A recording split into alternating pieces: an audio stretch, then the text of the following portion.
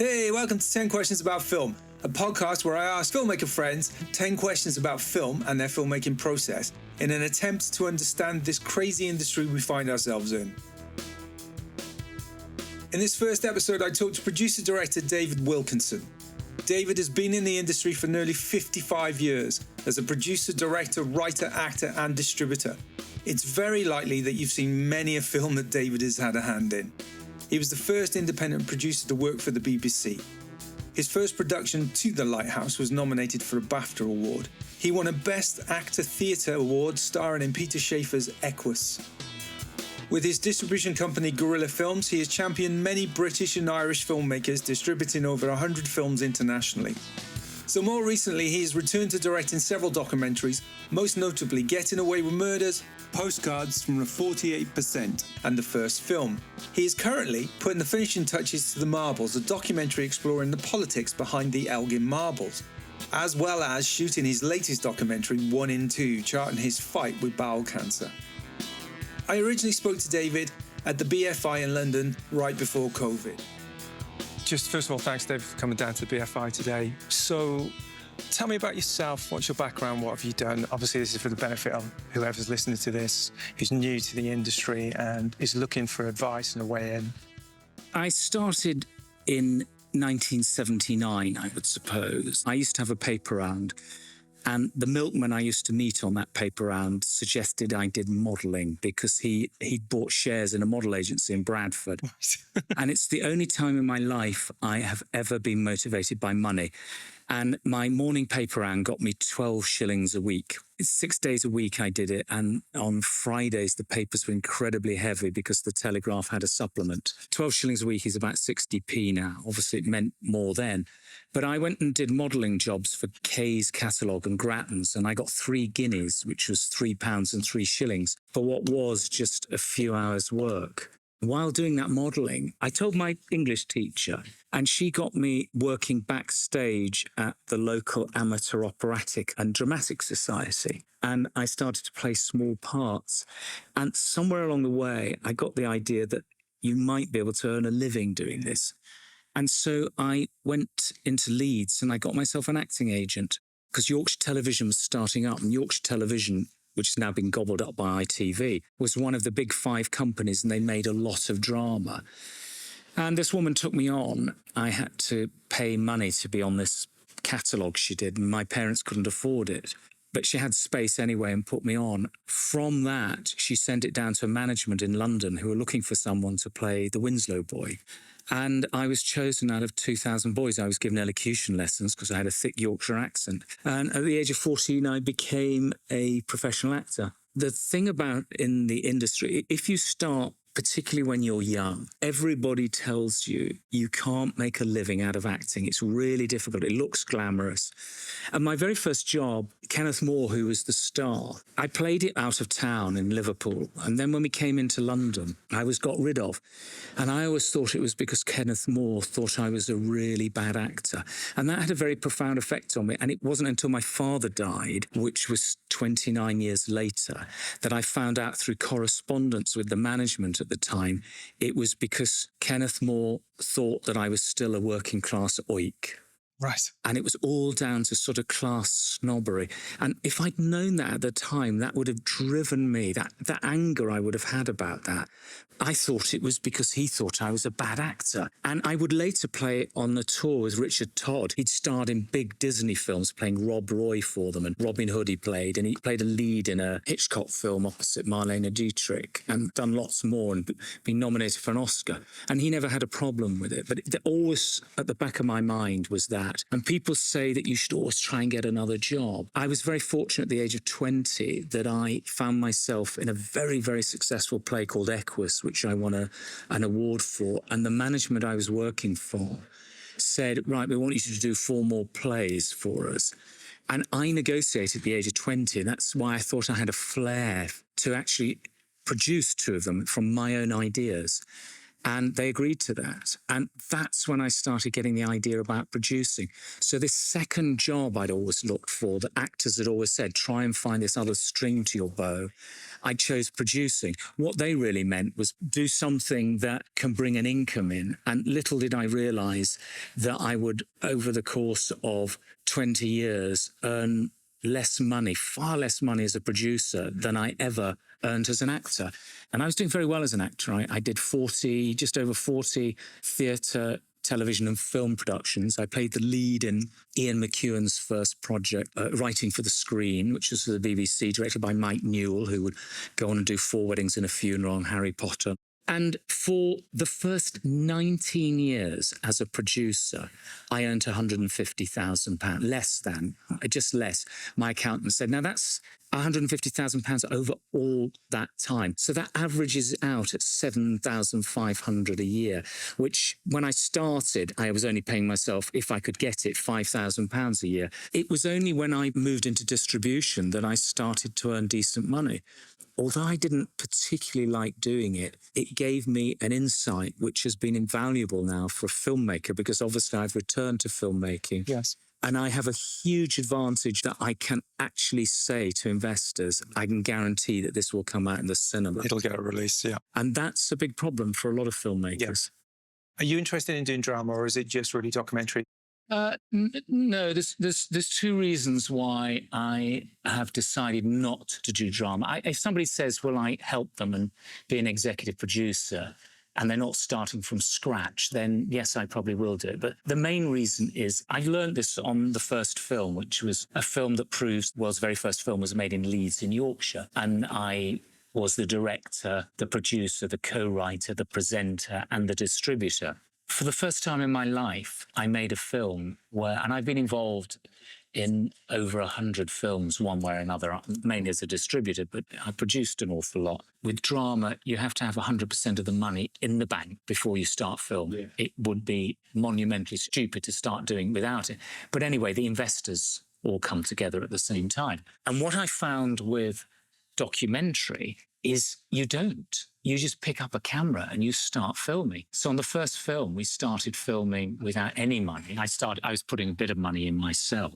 And then I got somebody to put some money in, and then a couple of other people. And then through extraordinary coincidence, my parents' old house in Leeds was sold, and my share of it was £40,000, which covered the money I needed to finish the film. And that was great because I could continue with it. I started filming in March 2013, and I actually finished on it the 30th of April 2015, so 2-year period. It's strange, but I actually thought that the lack of budget and the way that the budget was unstructured greatly helped the creativity of the film. If I'd have had the budget I needed, I would have made it they've all been contiguous, and I'd have started in, say, the August, and I would have finished the whole thing 7-8 months later. Yeah. But it being stretched out over the 2-year period, suddenly a lot of interesting elements came to it, which wouldn't have come if I'd made it in that short space of time, simply because of talking to people and getting this right and tracking people down. Well, it's more of an organic process like that. And I felt that with Long Road. It's exactly the same for me. I mean, we're talking about a 6-year period of shooting bits and elements when I had the money, buying an old MG and going on the road and actually shooting all the road stuff first, getting that done. And then it allowed me to come back, keep reassessing the script, performances, and talking through with the lead actor where we wanted this character to go. As a result of that, it was There's a danger with that in drama. I mean, you were lucky that you were sort of funding it yourself, but, actors, I've known people that have done that, and the actors have gone off and got a big job. Yeah, I know some people who are going through that right now, actually. So. And I wouldn't advise that really for anyone, but documentary's different because of the way it is. So that became very attractive to me, that you could just get up and do it. And the other thing is my age, and I have learnt it takes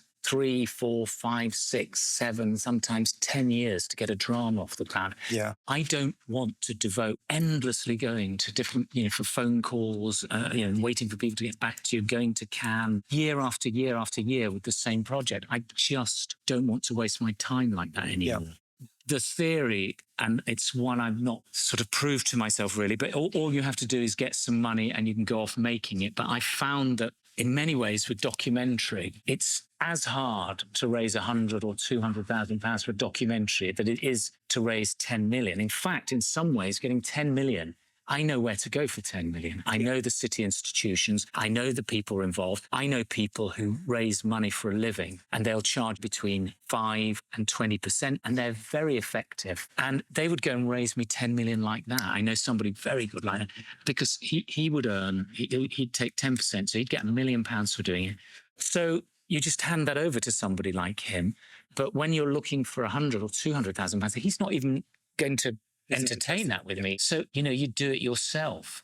I keep saying I'm never going to do it. I'd hoped with the first film. This was a film that took me over 30 years to get off the ground, 31 years to raise the money and 2 years to make. And it got extremely good reviews, far better than I'd hoped. A lot of 4-star reviews. I was on News at 10 with it. I was on the Today programme, lots and lots of feature articles in quality newspapers. And so I thought, it'll be a bit easier, but it wasn't. If anything, it was harder. So it's the age thing and it's the money thing. Okay. So that's why I'm doing documentaries. And also I like documentaries.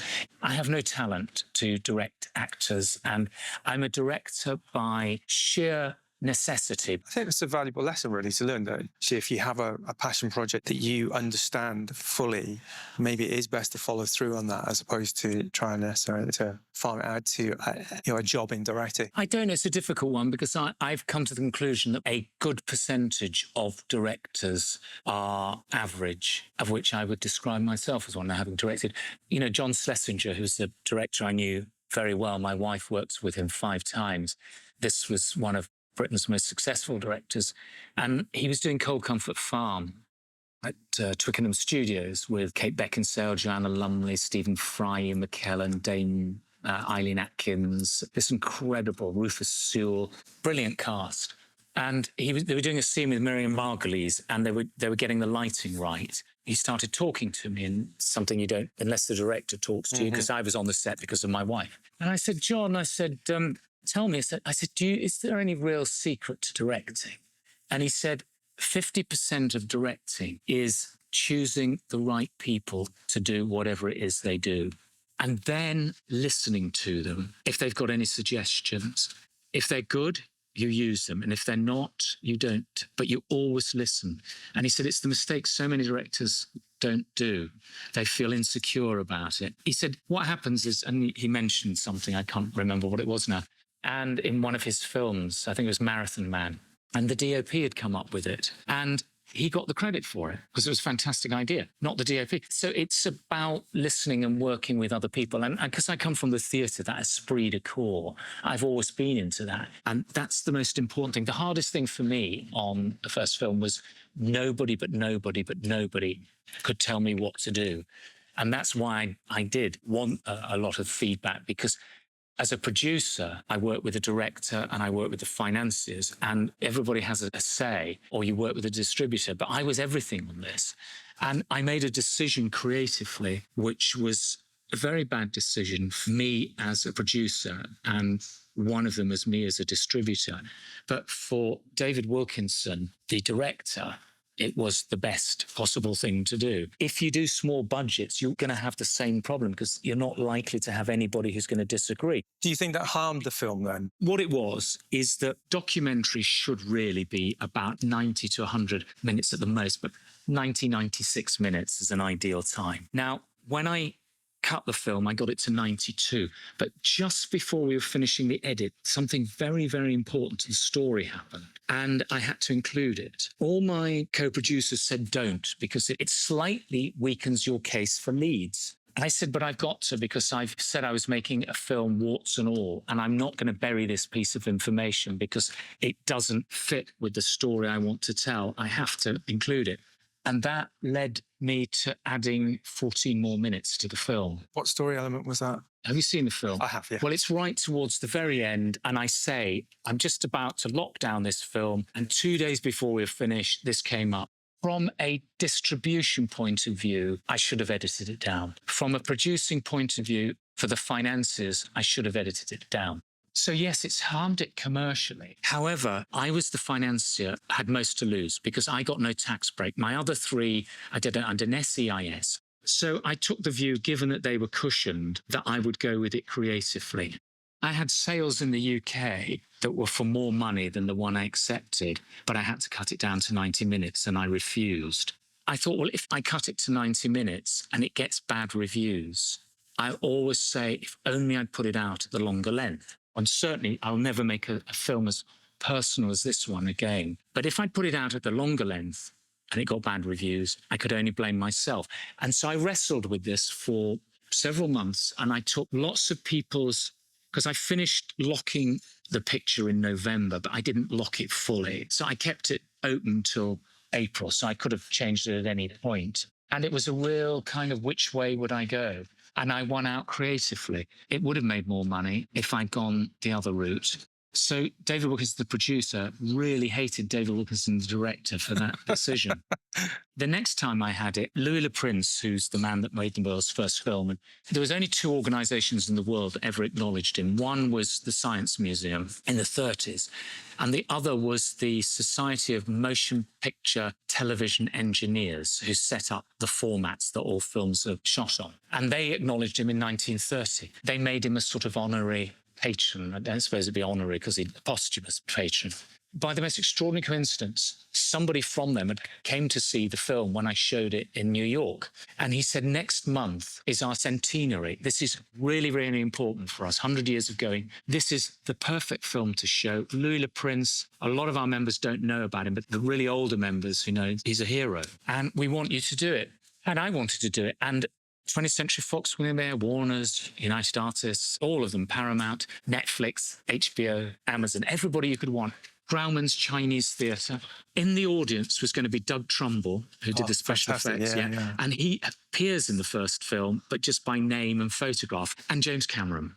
But where it came down to is they said, because it's so late, you're going to have to pay for it all. So the hiring of the theatre, the DCP, me flying over there at such late notice, getting hotels, getting a car, all of that. So David Wilkinson, director who really wanted it, and David Wilkinson, the producer who had to get back his investors the money, wrestled with it. And I came down on the producing side because I thought this is just self-indulgent for me, because all the people from the studios were all engineers. There was nobody on the creative side. There was nobody in acquisitions. There was nobody that could have helped the film. They were just the engineering section. So very reluctantly, I said no. All my friends who are directors or writers, the filmmakers, creative side, they all said, you should have gone. Because I put it on Facebook and I did a blog about it, as I do with these things.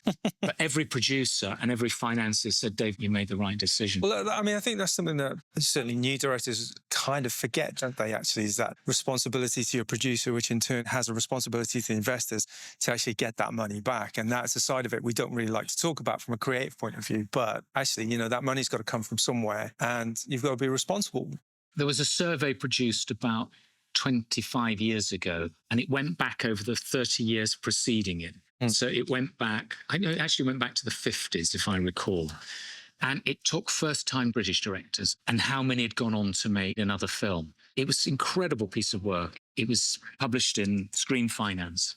And it showed that roughly 80% of first-time directors never went and did another film. I've read that stat. And I did that again. Stephen Follows did it separately, and that's online. I've given 56 first-time British or Irish directors their chance to get their movie in the cinema. I've either employed them, people like Sir Anthony Hopkins, just, you know, no-brainer really, but nobody else would give them a chance. I've also distributed films by them. And what is frightening is how few of those have gone on to a career. So it's all available on my blog. Only one of them has gone on to do 5 other films. That's Lenny Abrahamson. One of his films was nominated for an Oscar. So you can't get better than that. Well, it's also, that shows perseverance. You've got to stick at it. But what it shows is it's all down to your first film. Your first film must be 2 things. It must be one or the other, ideally both. And if you don't have one or the other, that's it. You will never, ever, ever make another film. The first one is it's financially successful. So the investors get their money back. They'll invest with you on other things, and other people will invest with you. The other is it's very well received critically. Right. If you can get both, then you're going to have a career. When I talk about first-time directors, I mean that most of them, it wasn't like they didn't make another film. They didn't go into television, they didn't go into corporate, they didn't go into commercials. They literally left the business. And some of them, have been amongst the most talented people I've ever worked with. Okay, so these are the statistics of the filmmakers I have worked with. So 56 new directors. One director, Lenny's, made 5 other films. 2 directors of that have gone on and made 4 films. 4 directors have made 3 films. 1 director's made 2 films. And that means that 48 first-time British and Irish film directors that I've worked with since the 1980s have not made another film for cinema release. 5 of them, of the 48, have gone into television. And then 31 of those first-time directors, that's over 50% of the ones I worked with, have no connection with any part of the entertainment industry at all. Completely low. At all. Do you think an element of that is also to do with expectation of what being a film director is and a filmmaker is, and then the reality isn't really the same as the expectation? The reason that Lenny Abramson became an Oscar-nominated director, it's very simple. His first film, Adam and Paul, he made the writer write it and rewrite it and rewrite it. They did 27 drafts over 18 months. And it was a low-budget film. It didn't do very well financially, but critically, it did incredibly well. It won here in the UK, won the Evening Standard Award for Best Screenplay. Now, 870 films that have been released for it were all eligible for that. Some of them have been documentaries, but let's say 700. And yet the judges voted that small film, it beat all these big Hollywood productions, to be the screenplay that they thought was better than anyone else. And because the screenplay was so good, the film was so good. Is that more a case of just understanding your limitations of budget, limitations of the script, in terms of approaching something like that in a simpler way? The best micro-budget film of all time is Christopher Nolan's Following, which he had edited it in his head before he shot it. Yep. And that's very simplistic. It cost very little. It cost, I can't remember, £2,000 to make and £83,000 to finish it. But most of that money to finish it was to get the sound right and to blow it. And I can't remember what it was. It seemed to me quite a lot to finish it, but that's what it cost. Also a bit of patience, because it took him a year to shoot that on weekends. Yeah, he did it over a number of Saturdays. It's a masterwork in how to do it. He broke all the rules in one sense. And if he'd come to me and said, David, what do you think of this? I'm going to shoot it in black and white. There's only going to be 3 people in it, and it's going to be 70 minutes long. I'd say that fails. Yes. And so he had to take that risk. And it's only when you saw it, it was genius. And I've talked about this on many, many panels that I've been on. And people have said, right, I'm going to follow the Christopher Nolan route and do exactly that. And so they'd come to me several years later with a film shot in black and white with a few people. The problem is, it's not very good at all. It's missing the point, isn't it, really? That's Nolan's process. That's what he's had to go through. It's, can you judge yourself? I mean, I know that I could never direct actors. I have great confidence as a director in doing documentaries. I'll never touch drama. I just know I haven't got the talent. And I think that's very important, to know what you can do and what you can't do. A lot of the people that I've met, they write their own scripts, they direct them. And it takes a real genius. I could never write a screenplay. I've written many documentaries. I cannot write a drama. I'd be very bad at it. I think if you're starting out, you've got to be really, really, really honest. For a filmmaker, it's obviously cheaper if you write your own script, because nobody has any money to begin with. But is it really very good? And I always say to people, you have to be brutally honest with yourself. I mean, I can see flaws in the first film, and people suggested taking out things which I had to have in there, and I can see it was a flaw keeping them in. But for me to tell the story I was telling, they had to remain. It's interesting, because I think the script writing thing, I think you're absolutely right on. I mean, I've done it. Probably a lot of people listening to this will have done it. It's one of those things you do. But I think it's very easy to get writers to work with you. I mean, one of the things I did, a project where I'd got so far, I'd got about 4 or 5 drafts into it, and it had a strong female character as the lead, but I couldn't quite crack her voice. So I put an ad out to get writers to pitch for it, and a few people sent me scripts, and out of those scripts, there were probably 4 or 5 script writers out of about 100 that I read, and out of those 100, there was only 4 or 5 that actually were proficient. The rest, made you realize quite quickly that there's a lot of writers out there who aren't really writers and don't understand craft, don't understand structure. So out of those 5, it then became a question of who I felt I could work with the most, not in terms of getting them to do what I wanted them to do, but actually who could lend something new to this and actually bring something new to it. That's one thing I would say for anyone who's about to do something. If you're a writer, definitely collaborate with other writers early on, because they will bring a voice and they will bring ideas to it and different ideas to what you're trying to create.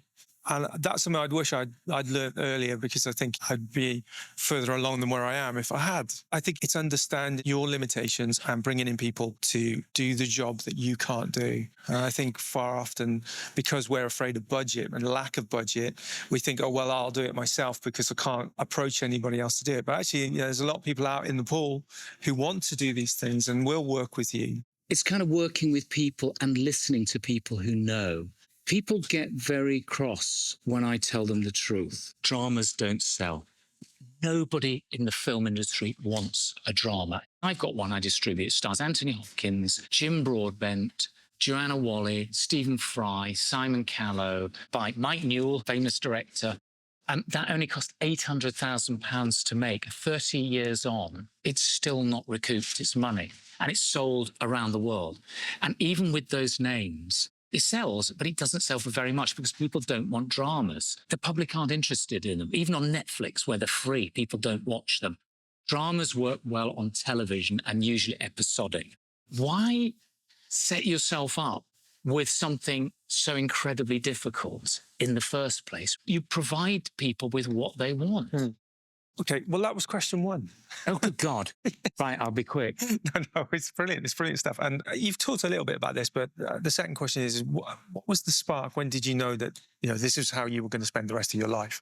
This is going to be the most disappointing answer, I think, of all. When I became an actor, I really did want to be an actor, and I did do very, very good productions. I got into 2 major drama schools, RADA and Central, and I turned them both down because I'd already been acting. I have to be absolutely honest. I've carried on because I can't do anything else, coupled with the fact it's a drug. I mean, it's a really, people say, do you drink alcohol or take drugs? And I don't, because the business is a drug. I can't explain it. I can't and won't do anything else. I had another company once and it went down. I was at Pinewood Studios and 2 companies owed me a lot of money. And I in turn owed people money, which I eventually paid off. But I closed my company. I didn't go bankrupt. And for a month, I got a very high paid job. And I was going to get 2% of the company and I was going to get bonuses. And he ended up selling the company for just over £100 million. So I would have got £2 million. After this 4-week period, I knew that I couldn't do it. I knew that if I went into that job, all the time I would be thinking about this job because I love it. I mean, it's a love-hate relationship I have, but I love the entertainment industry. And it's never bothered me whether I would be an actor or a producer or as a distributor. I just want to be in it. Yeah. I wanted to be good at what I do. I wanted to be able to do something that has a value. Can you remember the moment when you were younger when you realised this is what I have to do? No, because it happened because I was discovered at 14. And when you're discovered out of 2,000 people, that was what they put out in the press. I don't know if it was that many. Just seeing 2,000 people would take forever. But it was probably, gross exaggeration. But there was a lot because I know for over 1 month they saw nothing but all these boys because I was there for the beginning and I went towards the end. And so I felt I'd been given this wonderful opportunity and I hadn't to blow it. As I say, apart from this one brief period in 1992, I'd not thought about doing anything else. And now I'm too old to do anything else. And also I've got this incredible knowledge that the problem has always been to make it work. And if it wasn't for the fact my wife is an incredibly successful costume designer, I would have had to go and get a proper job. Because when you're earning £7,500 a year and you're bringing up 2 children, that is nothing. And that's what it averaged out at. That's in a good year. There were 2 or 3 years where I'd earned nothing. So I produced around the children. Yeah, that's kind of what I do, actually. But then it lent itself to that because it wasn't like I was needed all the time. No. The only mistake I had is I had an office and staff at Pinewood for a while, and I was paying people who worked for me more than I was paying myself. That's the beauty of the modern age. And I say to any new filmmaker out there, particularly a producer, don't get trapped into having the best notepaper, the best logo, the best, you don't need notepaper these days.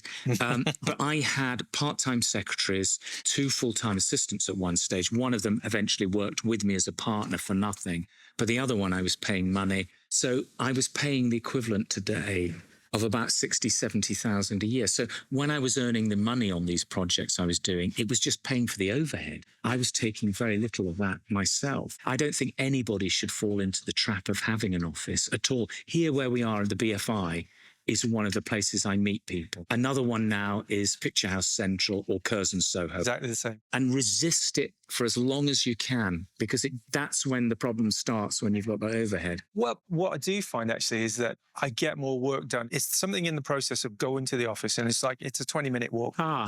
Getting there and being in that mindset. That's very important. I mean, this is, having said all of that, the last 5, 6, 7 years, I'm finding it really hard to work from home. Yeah. Because of Netflix, because of Amazon, I'll just watch these documentaries because I need to sort of keep up what's going.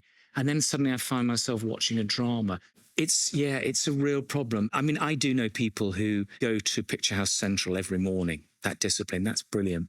For me, I have bursts of being in an office when I can afford to do it, and then times where I just have to work from home because I can't afford to do it. Again, it's one of those, I think it's resources that you have at the time, isn't it? And making it work with what you've got. If you just made a film and it's been made for 5 million and you've taken £125,000 as your salary and you've got another 125,000 for your company, then maybe with that, the second 125,000, maybe get a small office for a while. You'd be amazed how 1 year goes to 2 years, goes to 3 years, goes to 4 years. And you go, oh, I'll just keep the office going for another year. And then you start using your savings and all of that.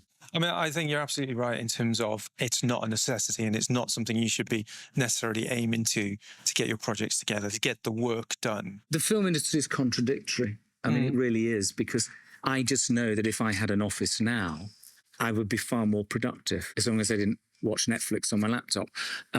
Well, there's always the Chris Jones style, getting an office at Ealing and then farming it out desk to other filmmakers. Yes, I've many times thought of going in. Yeah, me too. I like the idea of that like little community, that sense of filmmaking community. I think that's a great idea. Again, though, if it's within budget. But again, I've seen those situations where 4 or 5 producers come together and share an office.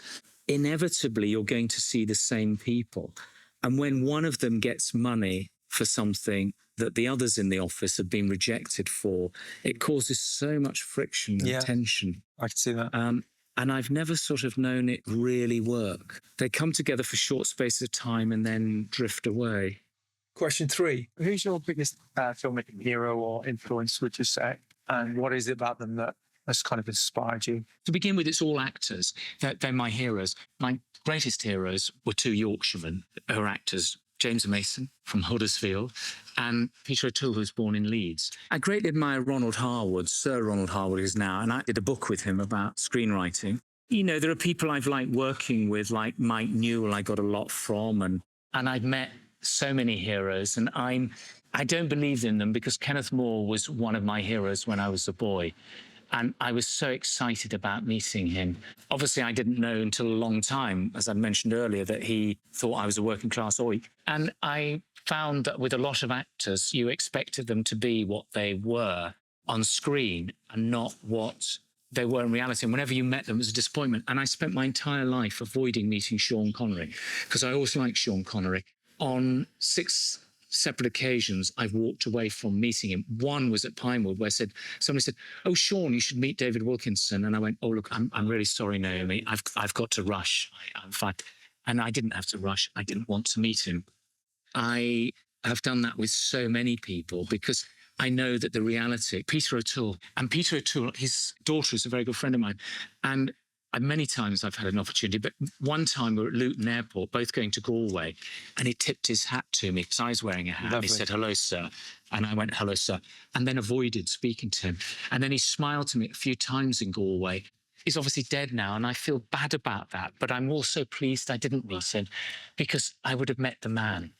And the man is flawed, the man and the woman. I've never met anybody that's lived up to what they were. It's nicer when you go in and you don't have any expectations. Like John Schlesinger, I met quite by chance. And then my wife, I met her and she'd been working with him and things. I wish I'd spent more time with him. And if I'd known I was going to be a director, I would have loved to plug in for lots of questions. But when you admire someone, you start to copy them without knowing. And I found this as an actor that I had a chameleon-like quality and I would take on their persona. So I don't know if I have any, I used to say Orson Welles. I was always very impressed with Orson Welles. Yeah. But I don't know if it was because of his work.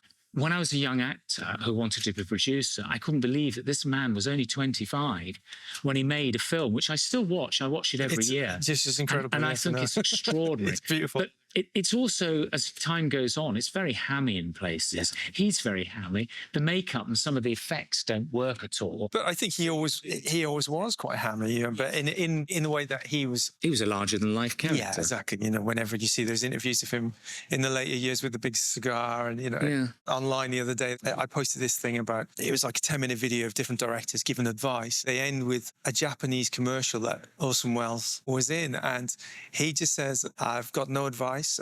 I've always reached for perfection. Big toke on his cigar, and then now drink this Japanese gin. And that kind of really sums up for me the whole thing about the movie industry and what being a director is about that sort of showmanship, but also the commerce side of it. I find as I get older as well, a lot of my influences actually come from outside of film. The things I'm being inspired by are books and not necessarily films, because again, like you said, it's that if you're not careful, you get into that mindset of copying that because that's the latest thing. And that's then happening. you get repetitive. I mean, I think with the first film, I was influenced by Koyaanisqatsi. And the reason is I thought, how can I show leads in a very short space of time without it being boring? Because there's a lot to get in here. And I thought of doing time-lapse, which I do use. But then I came across something called hyperlapse, and I'm told my film is the first film to use hyperlapse in it. Right, okay. So it's time-lapse, but you're moving from left to right, or in one case, I've got the time-lapse going towards something. And that was very interesting. That's been very effective in the film. And it helped give me a very cheap, quick, effective way of making it more cinematic than it is. The problem is I may fall back on that on other films I do. And then people go, oh God, he's doing the same thing over and over again. It's tricky as well because, I mean, those films like Baraka and Samsara as well, it's just so cinematic. Yeah. And tell the stories visual way. But it's hard not to be influenced by that stuff. It's hard with the documentaries to sort of make it cinematic. Because I was presenting as well, a lot of people said that's a big mistake because presenting is a television format documentary, not film. And I would go and say, well, what about Michael Moore or Nick Broomfield or Morgan Spurlock? And they'd go, yes, but they're stars. As if somehow the fact that they're really well known is why it works. But they wouldn't have been on their first films. Exactly. Yes. And so it annoyed me that sort of essay sort of documentary has gone away. Well, it's one of the things I find quite annoying about TV documentary, for example. Now, it's big, bombastic film type of music, and they're visually very, stunning. I mean, they're stunning pieces of work. And they've certainly lost the dryness that you would have had maybe in the 70s or 80s of documentary.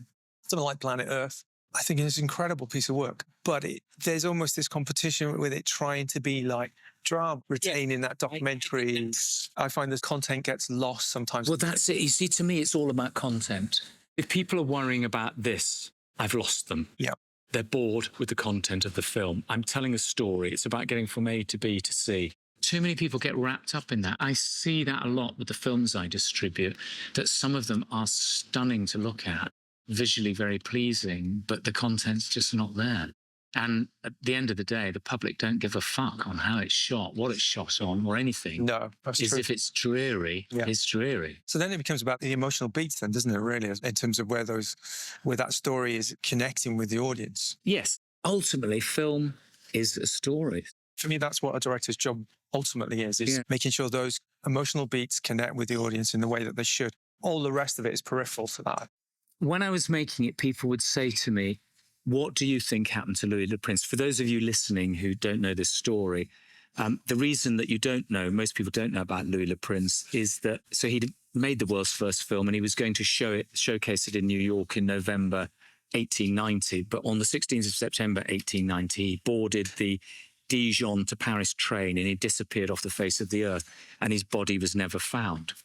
So the one question that everybody asks me, what do you think happened to him? I can't know. I'm so immersed myself in it. There's no way I can know. Nobody can ever know because it's a mystery. So I have this trick ending where I attempt to answer it and then the film runs out and burns out. All my co-producers, and including the editor, said, David, take it out. You know, it just doesn't work. And I said, it does because it's an answer people must be wanting in the film and I don't answer it. So I'm giving them that. But I said, believe me, when this plays in front of an audience, they will laugh. Lo and behold, I've had 50 to 60 Q&A screenings around the world, and just in 2 places they didn't laugh. Filmmakers should go to the theatre more. I was an actor, and I instinctively know what will play and what won't play. Yeah. I know an audience. That's something that can't be taught. When you do theatre, you instantly know what works and doesn't. You do the same play again every night and you go, I'm going to try this line differently. Mm-hmm. And if it's a comedy and you try it differently and it's had a laugh before and the way you do it differently doesn't get a laugh, you know you've failed. So you have to go back to it. That's very important. There's a sort of rhythm that you understand in theatre that a lot of filmmakers don't understand. And I understood that rhythm when I was making the first film, and I can't explain what it was, but I knew the shades and the ups and downs, and I had to get right up front in the film that this man disappeared. It was about the hook right at the beginning, get the hook in. And I think that's what that question is, you know, what happens to this man, and that keeps you going through the film. And just finding that rhythm of why should somebody keep watching it. When I was a boy on TVS, which covered the Sussex region, used to have a red triangle in the left-hand corner of the screen. And that meant that there was going to be some nudity. And this was a brilliant, brilliant marketing ploy. So myself and all these young men in our early 20s would sit glued to the most boring foreign films going, waiting for naked women. We'd have never watched those films in 100 years. They were dreary. They weren't even by famous directors. They must have bought a job lot of them very cheaply and thought, here's what we can do. And the viewing figures were extremely good for them. Advertisers loved advertising in them. It only lasted for about a year or 2, but was very effective. And whatever your film is, you've got to have the equivalent of that red triangle. There's got to be something there that people would continue watching. And that's why every filmmaker needs to go to Cannes or the AFM, and they need to sit in the screenings with distributors, and they need to see the point at which the distributors walk out because they're bored. Okay, yeah. And you can go, right, that's it. They haven't grabbed me, you're gone. Because I was fortunate because I only did British and Irish films. I could sit and watch all the films. But my fellow distributors are watching dozens and dozens of films every day. Now, some of them will only watch 10 or 15 minutes because they've got to go and watch the next one and they've made notes. Yeah. So they'll go and watch it later. But a lot of them are leaving because it's dull. And that's worth seeing. That's an education in itself. And it's surprising how many first-time filmmakers, they go to Cannes, go to the wonderful parties, they get drunk, they shag about, they make firm friends of people, they never go and see a film. Don't see the films in the festival, see them in the market, because you're allowed to walk out in the market, not in the festival. Right, okay. And that will teach you an awful lot about the film industry. Yeah, I had a similar experience when I was a film student, actually, because I worked in a local cinema. Oh, yes. And it was brilliant because... Except they're pre-selected films. Well, they are, so yes. No, they've got the distribution already. But what was interesting was you'd see the same film 4 or 5 times a day. Yeah. With 4 or 5 different audiences. And each audience reacted to different things. That's very good. And that was a really interesting experience because, you know, you could spot the moments where the audience get it across the board. Which cinema? It was the Odeon in Guildford. Oh, that's good, because you should never judge a London audience. You should always go with a regional. So it was interesting because they used to show a lot of old films in the smaller screens, and those films would always pack out. Yeah. The audiences would love them. And just the way that audiences reacted to old films was interesting. I remember watching Jaws with an audience of teenagers. It was the most incredible thing. It was like it was a brand new film that had been shot in a 1970s style. Rubber shark and all. people were completely Well, engaged. I saw Jaws the first week it was released in the cinema, and that was an extraordinary experience because it obviously played to packed audiences and people did jump out of their seats. Okay. Question 4. Tell me all about your first film. What was it?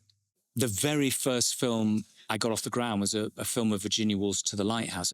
That was with Kenneth Branagh. It was nominated for BAFTA.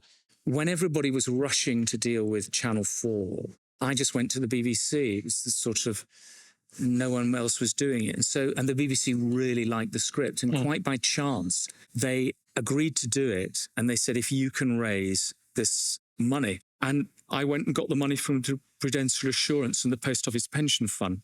And I found myself structuring the first true independent production. I got very badly paid myself because in order to make it happen, I couldn't take a decent salary. But it didn't matter because after 3 years of trying, I was suddenly a producer.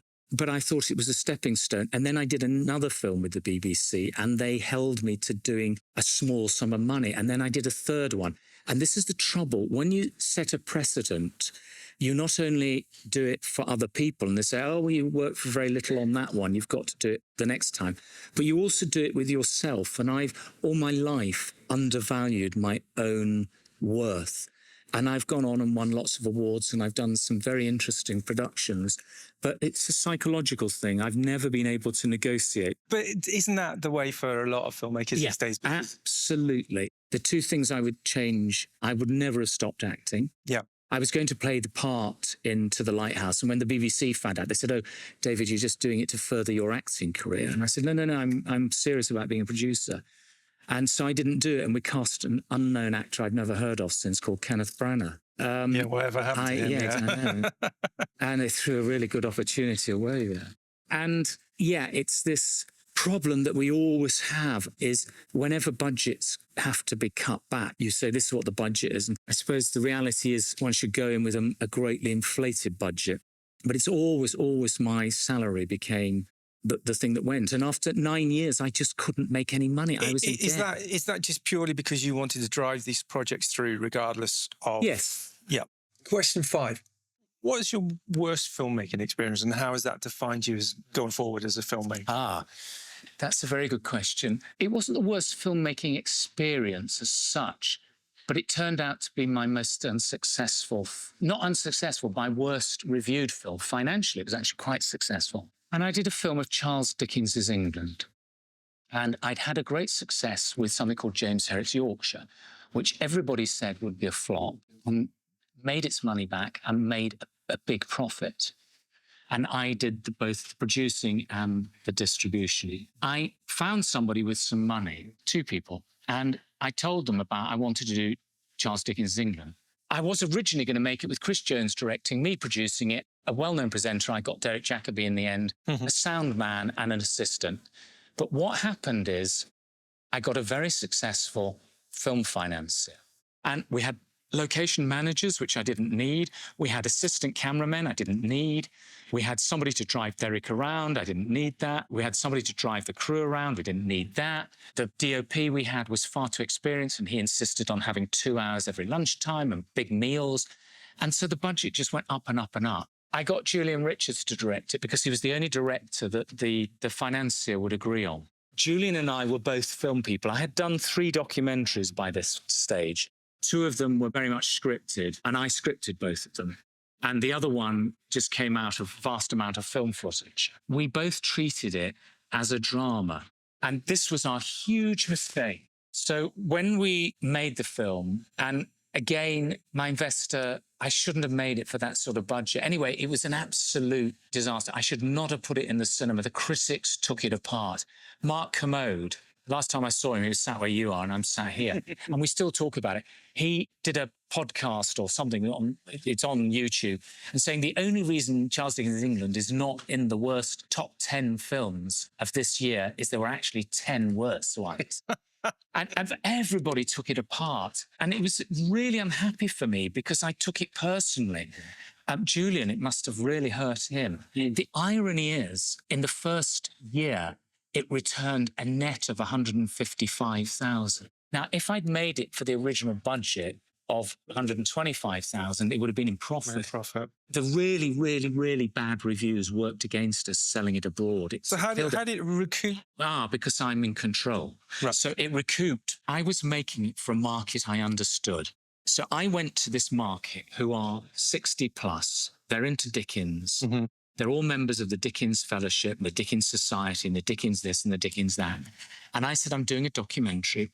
What do you want? And they said, we want an old-fashioned documentary like they used to be, with no fancy, chopping away, they said. They kept using this word, chopping away. Hyperlapse. No hyperlapse. No, not hyperlapse. It didn't even exist, hyperlapse. But no chopping away. So what they meant was quick cuts. Yeah. And they said, we're intelligent people. We don't want you to tell us after 15 minutes what's gone on in the previous 15 minutes. They'd obviously watched a lot of television documentaries, which after a commercial break tell you that. So they said, and we want it really old-fashioned and this, and much in there about Charles Dickens' life as possible. So that's what I did. I made a very ordinary, boring documentary, which the critics absolutely hated, was nearly 120 minutes, all the things you shouldn't do. The people I was aiming for absolutely loved it. They didn't go to the cinema to see it. I was doing it for the cinema because that's where I got the reviews. Unfortunately, all the reviews, I got some good reviews. I got 3 or 4 good reviews, but the majority were bad. On the DVD, bingo, when I was selling it around the world. So it's from the DVD, and I brought a book out. So that had added to the costs. So the really important thing is to really understand your audience. I understood the audience. Yeah. And the thing is, if I hadn't put it in the cinema, I could have done a low-level release. The trouble is, I thought, I've got to do it properly. But I could have released it in just a few cinemas, the same cinemas, without all the reviews and the critics and all of that. It was extraordinarily painful for me because it put me back about 3 or 4 years. And I was very hesitant of doing the first film. Was that more kind of psychologically or from a business point of view? I had contemplated making the first film instead of Charles Dickens' England, but I knew it'd be hard to raise the money. And I knew the first film would always be niche, very, very niche. So I thought, well, I can't. The first documentary I'm making after coming back to be a filmmaker has got to be something commercial. And that's why I came up with it. I said, well, the most successful, in many ways, film I'd made, James Herriot's Yorkshire, it's a no-brainer. I had expected to make that. So I made it in 2008, released it in 2009, and with the success of that, I was going to make the first film in 2009. I didn't start on the first film in pre-production till the end of 2012, but we didn't start filming till 2013. So that did put it back 4 years. It was the attack. It was the absolute attack. I thought, I don't want it to come out and be slated. But by the same token, I thought, if I don't make it now, I'm never going to make it. Yeah. And it was the SEIS that gave me that impetus to do it, because I could go to investors and say, look, you get 50% of your money back in day one. And then if it all goes tits up, some of you will get the other 50% back, and some of you will get a further 22% back. So the risks weren't great. I hadn't expected such a hostile thing. But yes, that's just pride. It was my pride. We all have this arrogance, and I can be absolutely honest about the first film. If I hadn't had this tax scheme and I hadn't been willing to work for nothing as the director, the producer, the co-screenwriter and the presenter and the distributor, it would never have worked, because it's a niche subject matter. Films about the film industry are not popular. They never do well. The public don't like them. People in the industry love them, but they don't go much beyond us. So very few work. With documentaries about the film industry, you should get them fully funded by a broadcaster. Yeah. So essentially, you didn't listen to any of your own rules. No, I do this. I've written an article about this, about how I didn't. And this was this sort of thing that I was fighting with. But it's not going to be viable now. Even with all those tricks of the trade I've got and doing it for free, the investors are not going to get their money back. I'm cushioned because they've all got this massive tax benefit, and they're all in their 80s and they can all afford it. It really is small change to them. And that's the problem. An analogy I use, if you're going to manufacture baked beans, they've got to be better than Heinz, because why bother? But the trouble with films is they want to do the baked beans, but they want to make them sardine flavour or Marmite flavour. There's going to be a few people who would like those, but the vast majority are not going to take them up. And that's the same with a lot of these films. I'm tired of seeing films that have worked really well. They're beautifully scripted and very well directed, fantastically acted, but there's no market for them. Yeah. And you'd be surprised how many are like that. And drama is top of the list. Yeah, I'm finding that out with my road movie, actually. You know, it's a hard sell. I'm doing the rounds with the sales agents and getting the response that you would pretty much, you know, which I kind of knew going into. I don't know what to advise people on anymore because I know too much.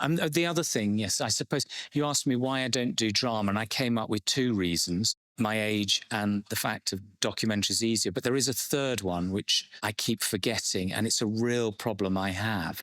And I had to fight myself with it on the first film.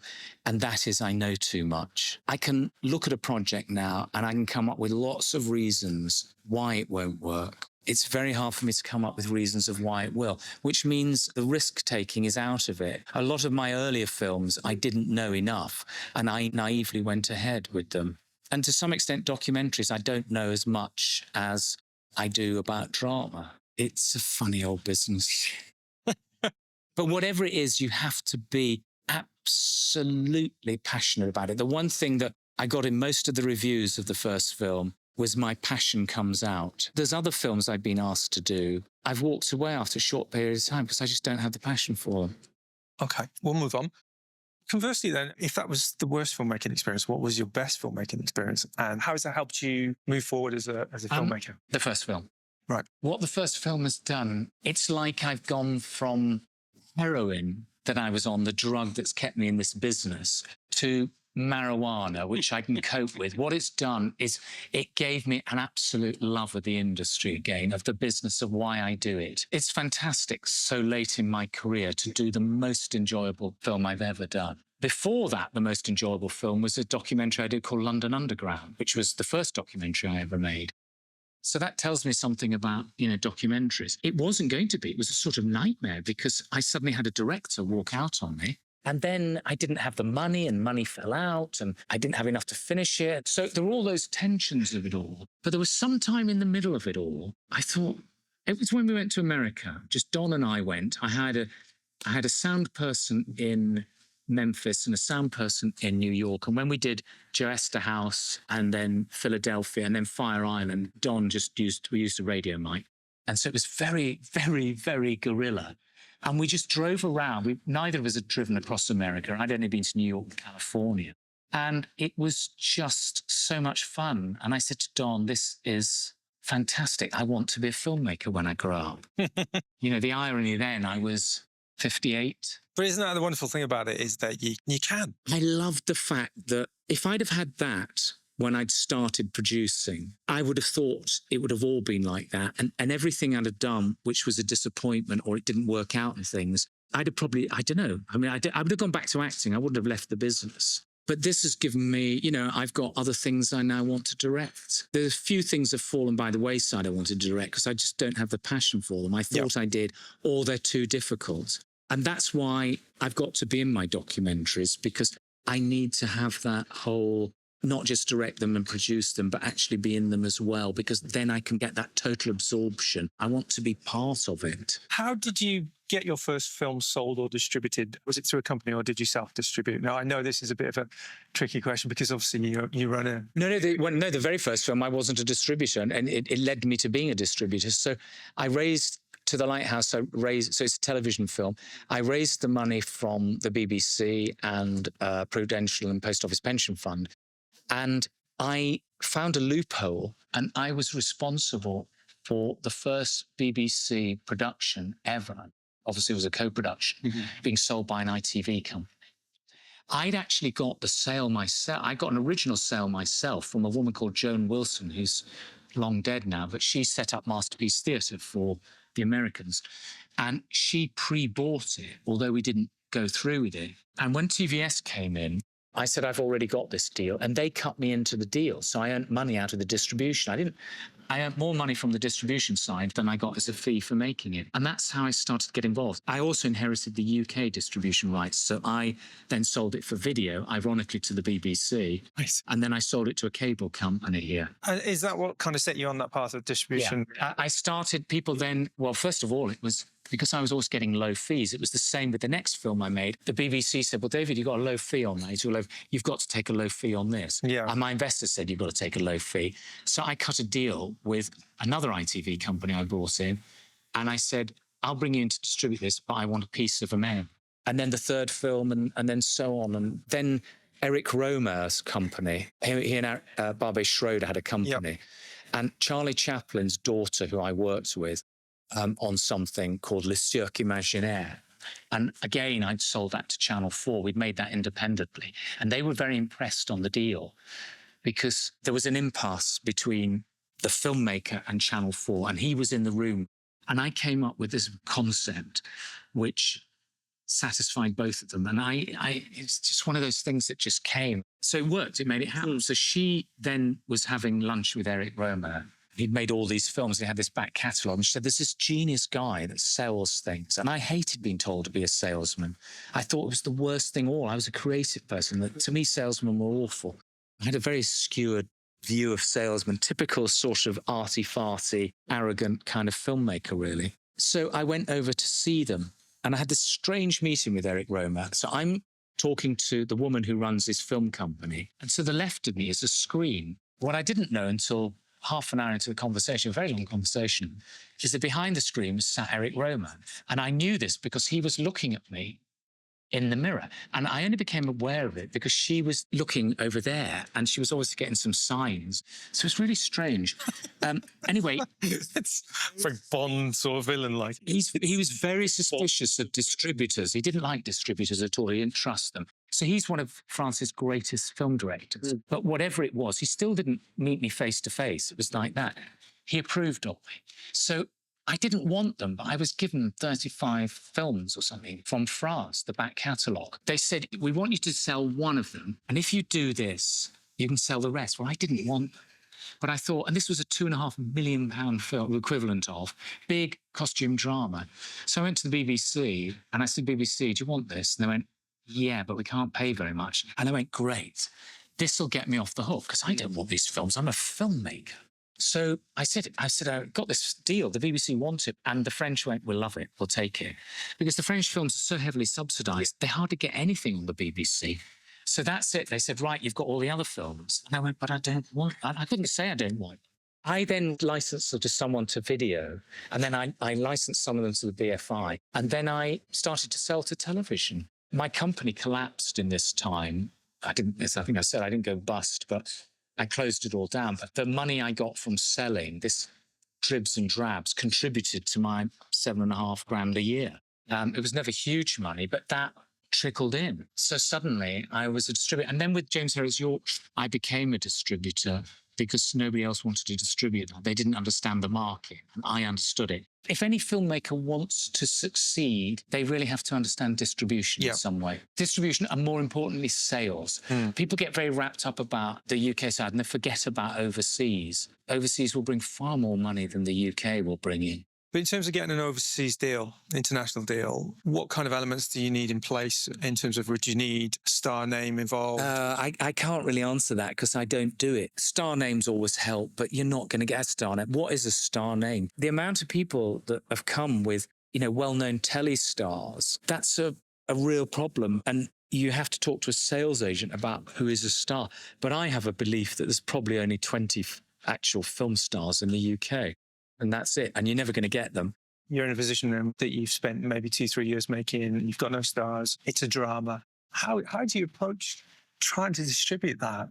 I can't anymore. And it's one of the reasons that I have left the distribution business. In the old days, if I'm going back 10 years, I could always sell 1 to 2 films to a broadcaster, and usually up front. So I could take that money and use that to release the film. I could always rely on the DVD market, before that VHS.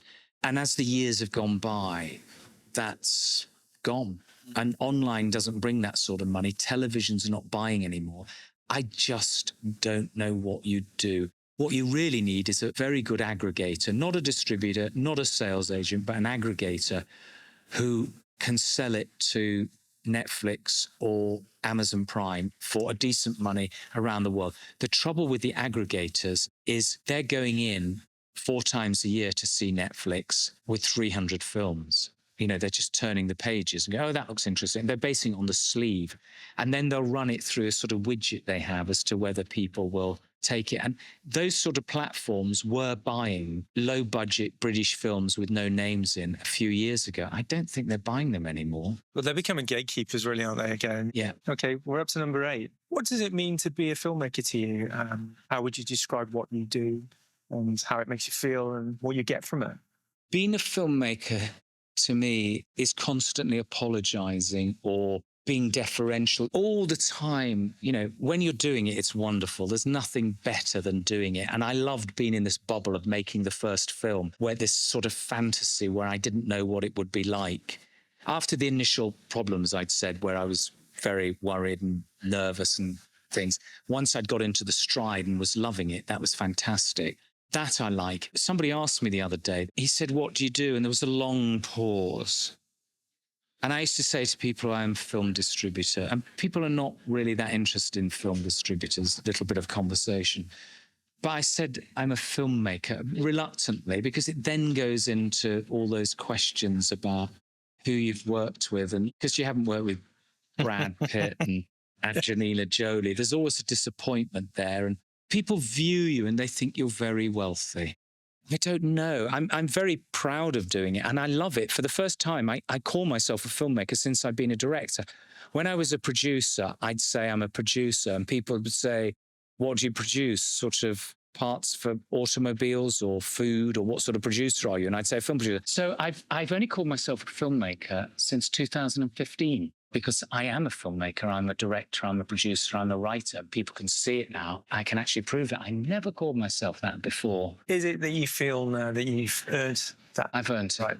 Yeah. So I've actually earned it. I used to think it was quite pretentious before when producers would call themselves filmmakers, because you're the producer of it. You put all the ingredients together. The person who's made it is the writer, the director, and the editor, yeah, to some extent the DOP. They're the ones who actually, they are the filmmakers. I am the producer of that, what they have made. So I'm now very, very proud of it. But I sort of apologise. I think that's something a lot of us do, though. I hate the begging of the money. I can't believe my last few films have been successful, sold well, got very good reviews and things, and yet I can't get a meeting with the BBC. I can't get a meeting with Sky. I can't get a meeting with Channel 4. And I think, what do I have to do? Again, it's coming back to the perceived idea of something, isn't it? Against the reality of it. Yeah. And I think, for example, for me and my generation of filmmakers who are kind of finding their own way through, you know, we're in exactly the same boat. How do you get those meetings? The best way to make a film is you need somebody to put in a lot of money, a big chunk of the budget for very limited rights. And because all the broadcasters have got to be seen to be producing things, if I was to have made the first film for Channel 4 who turned it down, and they bought it for a very small percentage of what they would have done. But if I'd have sold them the idea, the budget would have been £450,000. Yep. Now, Channel 4 would have either instantly put in the £450,000 for the UK rights and a percentage of overseas, or they would have put in £350,000. Either way, I'd have got the copyright because that's what they do. And after 7 years, all the UK rights would have reverted to me. Okay, well, we'll just quickly wrap it up with the last 2 questions. Number 9 is, tell me about the best gadget or tool that helps you as a filmmaker. Gosh, the fact that I can see the footage back. And finally, question 10. What's the one thing you wish someone had told you when you first started out? If there's a bit of advice I would say to any filmmaker is get a distributor on board before you've made your film, even if it means raising their P&A and giving them a fee in the budget. Why would you suggest that? The vast majority of low-budget films are never going to get released. And if you can't get them released in your own country of origin, then it's highly unlikely that people abroad will buy them. That's how the business works. I have been paid by filmmakers in the past because their sales agents have said, unless it's released in the UK, it'll never sell. So they've gone to their investors and they've come and said, we'll give you the P&A and sometimes a fee. And I've released them and that has then triggered sales abroad. But without them, without a release, if you're going the cinema route, then it would have been a disaster for many of them. So in terms of those theatrical releases for you, I guess the important thing was it allowed access to ancillaries in terms of TV, DVD and releases and things like that. Perhaps you wouldn't have got. You've got to have something that drives it. The most important thing that every filmmaker has to own up to, admit, and they don't, they put their head in the sand, is the world has far too many films. Every year there are far too many films made. It is said now, which I slightly dispute, that there's 15,000 brand new feature films every year. I put it at 7.5. But let's go with my figure, which is conservative, 7,500. In the UK, we're at saturation point with just about 900 films being released in the cinema. So that means just over 10% of them, the world's films, get a release in the cinema. So you have this real problem that you're already in a buyer's market. So there's a great glut of films. At least if it comes out in the UK, it will generate reviews. It will generate something which then somebody marketing can go abroad and say, well, or to Netflix, even you can do, world deals now, and say this film has got these reviews and it's well thought of. With that in mind, do you think there are alternative routes for filmmakers out there instead of trying to get a cinema release? Because that's obviously the holy grail for most people still. Do you see a way forward for someone just coming into it now? It's the same method. Distribution is distribution is distribution.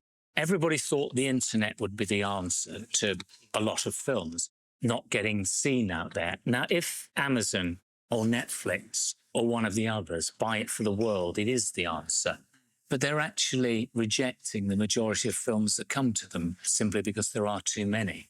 The more profile you've had of your film, like cinema release, the more likely they are to pay for it. So if you can't get those, you're onto a platform where people it's video on demand. And I think the video demand market will probably die off. I can't see a future in it because I get Amazon Prime and I get Netflix. I occasionally go to the cinema. I should go more than I do. And I obviously go to the markets. And I can always find things that I want to watch that are free. I was thinking after I saw a Facebook post of yours about Rogue One, I thought, I wonder if that's online now. It was you, wasn't it? I watched it last night. So I thought if it's online, that I will pay for. Right. But there are a lot of films I won't. And I know, because I've been in the business a long time, that you just wait. Well, I'm actually the same. I wait for Netflix. I don't earn very much money. People look and think I'm very financially very successful, but I'm not. And so I'm cautious with my money. Why would I go and spend, $5.99 even on a film I know? I did actually buy the DVD of Interstellar, which is now available for free on Amazon or Netflix. But I wanted to see it there and then. But that's well-known films. Why is somebody going to pay $5.99 for a film that, you've never heard of? I was the chairman of a company that went bankrupt. It was an online company for almost 4 years. And we never did very well with any of the films. The theory was individual films could do very well. The truth was they weren't. And it's the long tail.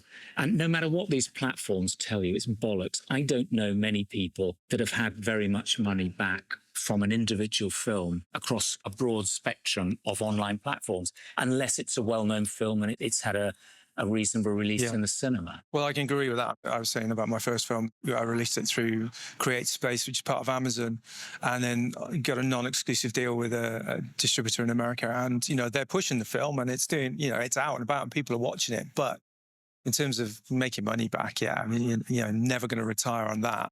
That's why I got out of distribution, and I used that as the excuse to get back into production. I'd like to thank David for taking the time out to chat.